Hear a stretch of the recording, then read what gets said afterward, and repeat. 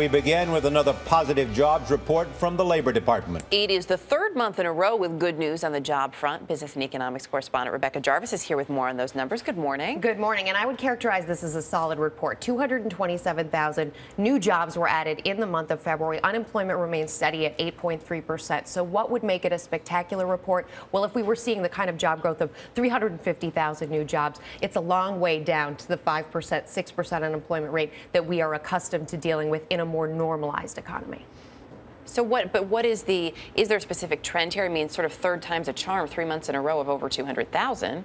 Yeah, that's where the positivity is here, because the momentum is moving in the right direction. For the last 3 months, December, January, February, the economy has added more than 200,000 jobs in every single month. And where economists look at this as a positive is that it's actually a trend. This isn't just, oh, this is a blip on our radar and all of a sudden we have addition of more than 200,000 jobs. This is something that appears to be gaining momentum, and in particular appears to be gaining some momentum into the spring and summer. And it follows a flurry of good news. Consumer confidence on the one hand and some change in the manufacturing sector on the other. Yeah, and that actual change in the manufacturing sector is reflected in where the jobs have been added, because manufacturing is one of the categories where we did see job growth in the month of February. The biggest category of job growth in the month of February was professional and business services. Now, of that category, one of the caveats there is that about half or a little more than half of those additions were created in temporary jobs. We need to see those become full-time jobs for us to say, wow, this is a really great number.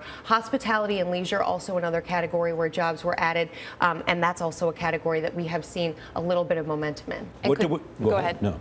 You go. Okay. What do we have to see the unemployment numbers tick down? In order to see the unemployment numbers tick down, you really need to see plus 250,000 jobs every month on a consecutive basis. The other factor that's driving these, however, is whether or not people continue to look for jobs, because you're counted as unemployed if you're searching for work.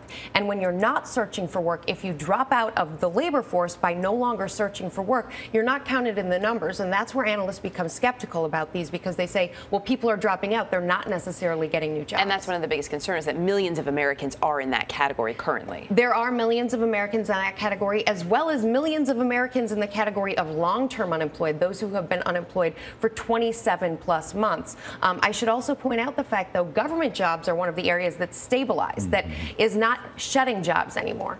Good news for people looking for work, and also good news for the president. Absolutely. Very good point, Charlie. Thank you, Rebecca.